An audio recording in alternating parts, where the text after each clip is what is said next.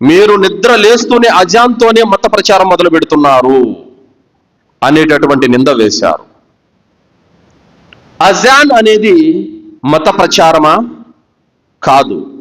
అజాన్ అనేది సృష్టికర్త అయిన అల్లాహ్ ఆరాధన వైపునకు పిలిచేటటువంటి ఒక విధానం, మత ప్రచారం కాదు. ఏ భాషలో పిలుస్తున్నారు? అరబ్బీ భాషలో ముస్లిములను ఆరాధనకు రమ్మని, మస్జిదుకు రమ్మని పిలుస్తున్నారు. ఇందులో మత ప్రచారం ఎక్కడుంది?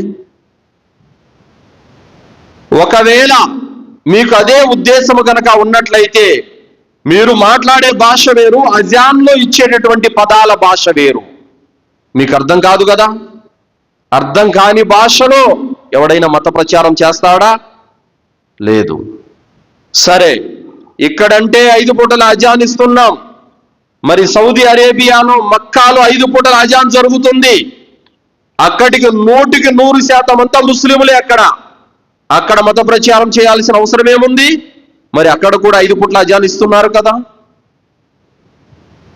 కావున అజాన్ అనేది మత ప్రచారము. మీరు నిద్ర లేస్తానే మత ప్రచారం చేస్తున్నారు అజాన్ ద్వారా అన్నటువంటి మాటలు ఏవైతే కొంతమంది కల్పిస్తున్నారో ఇవి పచ్చి అబద్ధము, నింద తప్ప మరేమీ కాదు. అజాన్ అనేది సృష్టికర్త అయిన ఆరాధన వైపునకు రమ్మని ముస్లిములకు పిలుపు ఇవ్వడం జరుగుతుంది. అల్లాహు అక్బర్, అల్లాహు అక్బర్, అల్లాహ్ అందరికంటే గొప్పవాడు. అష్హదు అల్లా ఇలాహా ఇల్లల్లాహ్, నేను సాక్ష్యం ఇస్తున్నాను అల్లాహ్ తప్ప మరొక ఆరాధ్య దైవం ఎవడు లేడు.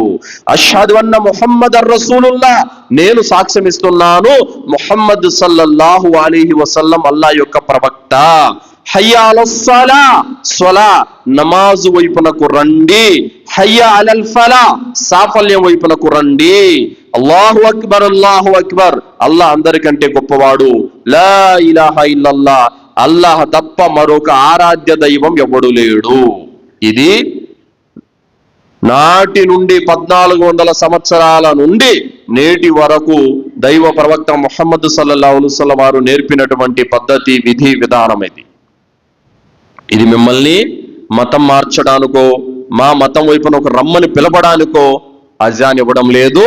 ముస్లిములను నమాజుకు రమ్మని పిలుస్తున్నారు, మజీదుకు రమ్మని పిలుస్తున్నారు. కావున అజాన్ మత ప్రచారం అని ఎవరైతే అంటున్నారో ఇది నింద తప్ప మరేమీ కాదు సోదరులారా.